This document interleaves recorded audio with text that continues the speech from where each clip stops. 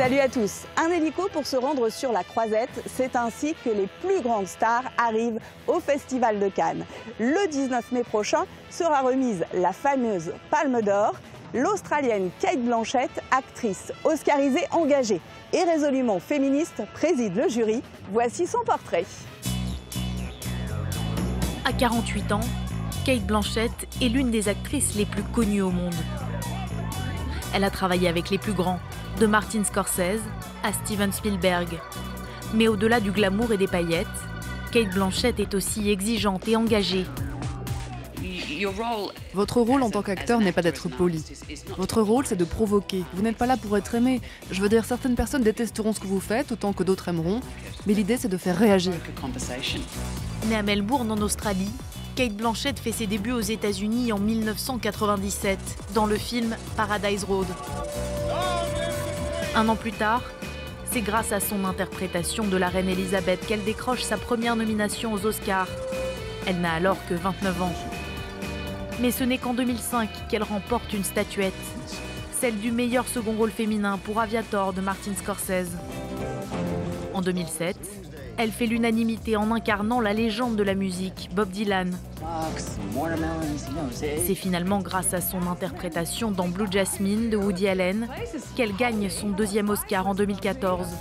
Cette fois, en tant que meilleure actrice, elle y incarne une élégante New-Yorkaise forcée de quitter sa vie de luxe à cause des escroqueries de son mari. Peut-être que les gens de cette industrie pensent bêtement que les histoires de femmes restent des films de niche. Eh bien, ils ont tort. Le public aime voir ce genre de films et ils sont même rentables. Cate Blanchett a toujours plaidé la cause des femmes. Elle est d'ailleurs l'une des premières actrices à s'élever contre le producteur Harvey Weinstein. Elle est notamment à l'origine d'une campagne pour lutter contre le harcèlement sexuel dans l'industrie du cinéma. Mais elle ne s'engage pas uniquement pour les femmes. En 2016, elle est nommée ambassadrice de bonne volonté du HCR, l'Agence des Nations Unies pour les réfugiés. Elle essaye entre autres de sensibiliser l'opinion publique sur la situation des Rohingyas au Bangladesh. Et c'est pour tous ses rôles, dans la vie comme à l'écran, qu'elle a été choisie pour être la 12e femme à présider le jury du Festival de Cannes.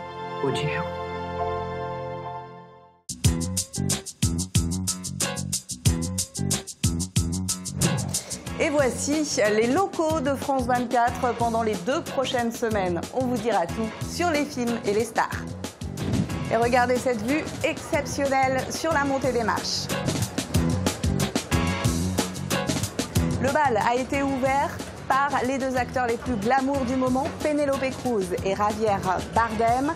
Dans le film Everybody Knows, ils incarnent d'anciens amants confrontés à une disparition. Le film est signé du réalisateur iranien Asghar Farhadi, 2 fois oscarisé. Rencontre.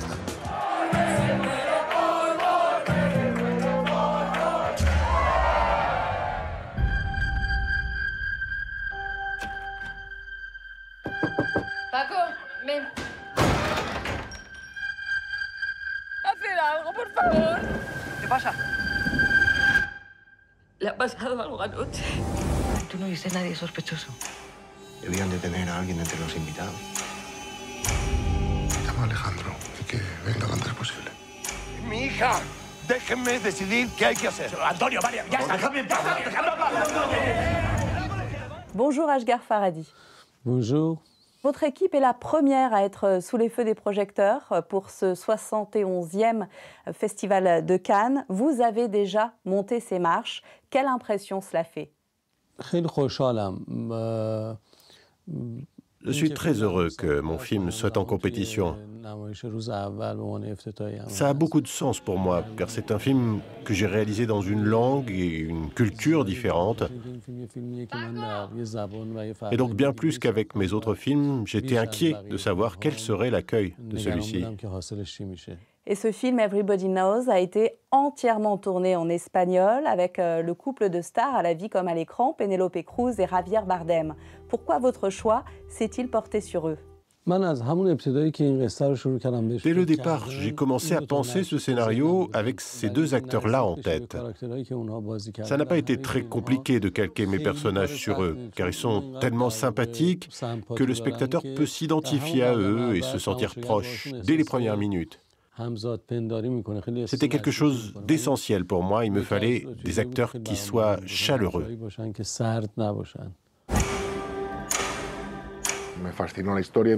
L'histoire m'a fasciné, j'ai adoré tout ce qui se passe entre les lignes, et notamment les relations entre les personnages.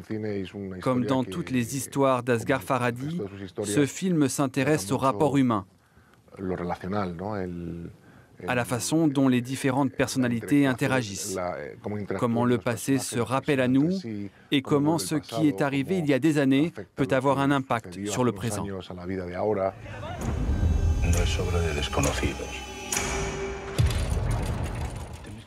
On trimballe tous avec nous des émotions, des expériences et des traumatismes, certains plus que d'autres. Et dans le cas de mon personnage, c'est une femme qui vit avec un secret. Et elle se retrouve dans une situation difficile, l'une des pires choses qui puissent arriver à une mère. C'est pourquoi ça a été un des personnages les plus difficiles que j'ai eu à interpréter jusqu'ici.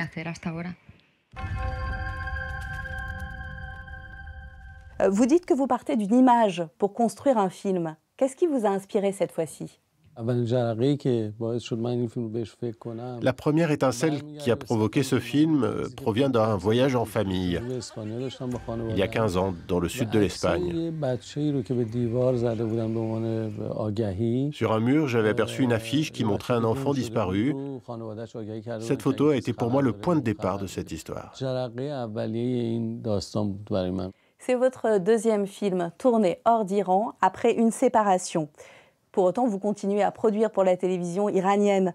Comment expliquez-vous que vous arrivez à contourner la censure alors que d'autres cinéastes, comme Jafar Panahi, lui aussi en compétition officielle, soient empêchés de venir à Cannes ? Dans tous les films que j'ai réalisés et les pièces de théâtre que j'ai montées, je suis toujours resté concentré sur la société iranienne. Certains réalisateurs se focalisent plutôt sur le système, la critique du système. Ce sont deux façons différentes de faire du cinéma. Peut-être que la critique de la société permet davantage d'exprimer ce que vous voulez et d'être autorisé à projeter votre film.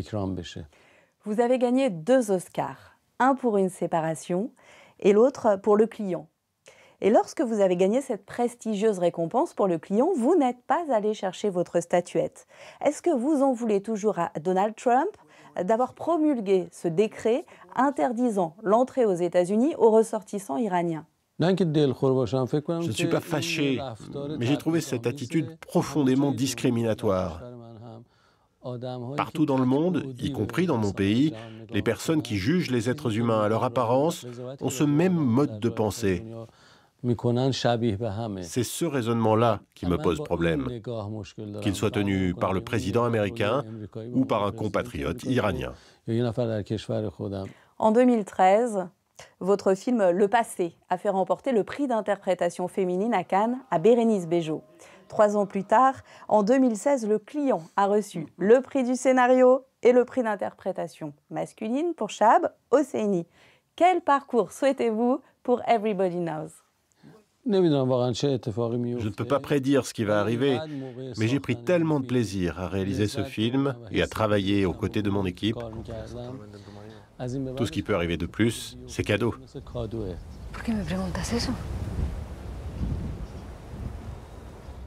Merci beaucoup, Asghar Farhadi, et bonne chance pour la compétition. Merci à vous.